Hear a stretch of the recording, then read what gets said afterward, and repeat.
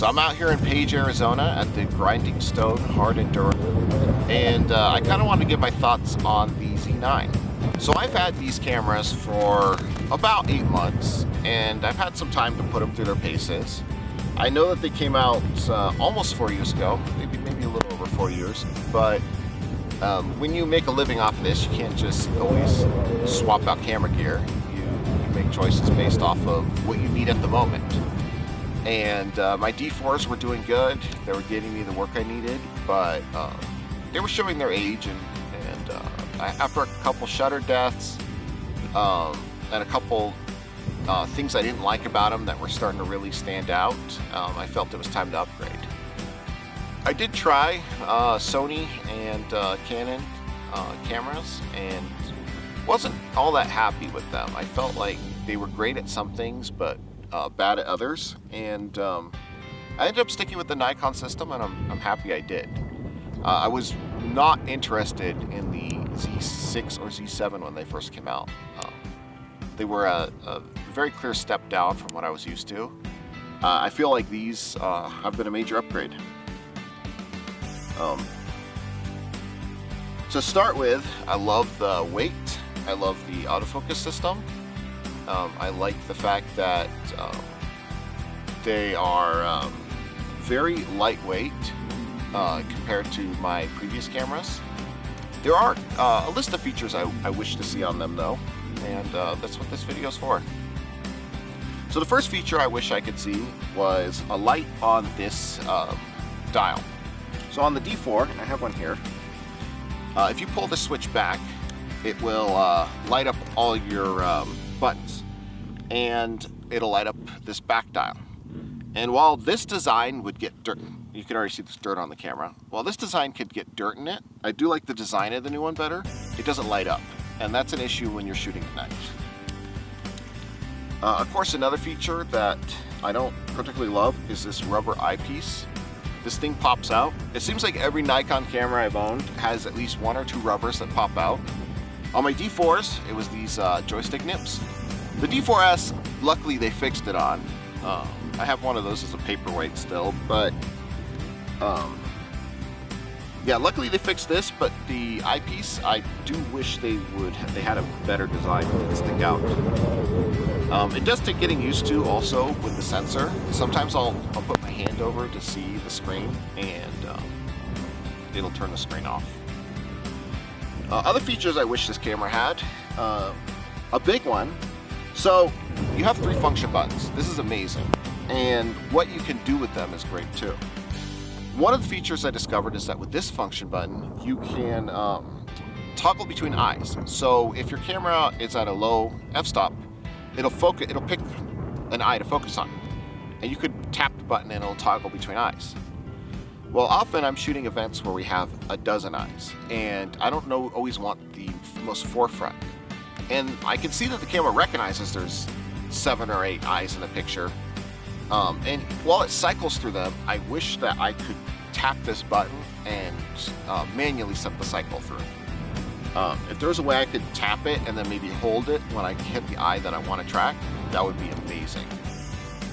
It's pretty good at grabbing the subject, but every once in a while the subject you want is not the one in the foreground, especially when shooting something like hard enduro or shooting polo. That's another one I've had an issue with that.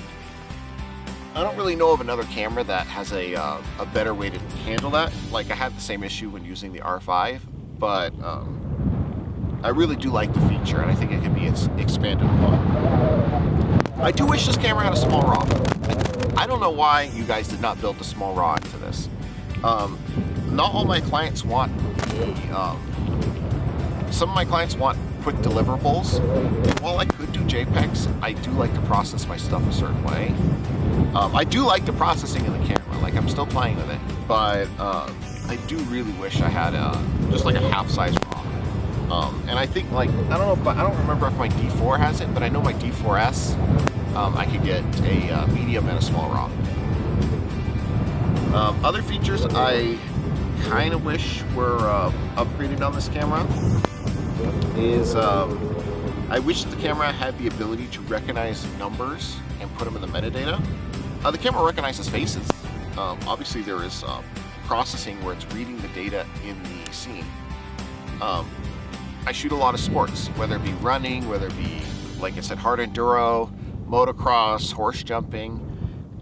Almost all sports use one of like 5 sans serif fonts. The camera should be able to read those numbers and put them in the keywording metadata. And that would make a huge difference to editing these photos. When I do editorial work, I usually know what person I'm going for, so I don't have to deliver a lot of pictures. But when I do volume work, like for instance when I'm shooting volume like a 5K or 10K and I'm at the finish line, I have to photograph every single person, and somebody has to go in and keyword every single person so that they can find themselves in the, on the website. If the camera has the capacity to do that, and I know it would take even more processing power, but I'm pretty sure there's a way you could build it in.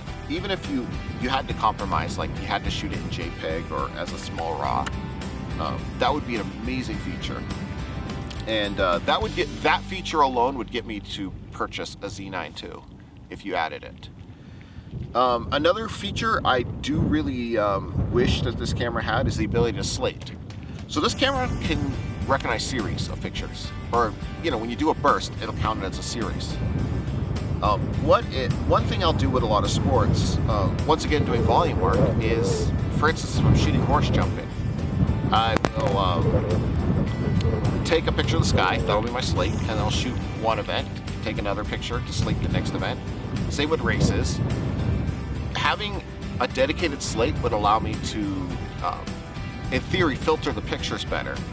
But if there's a way it was built into the camera where it recognized it, it could recognize each event as a series, and instead of having to scroll through 500 pictures when some random person walks up and needs a picture from 3 events ago immediately, I would be able to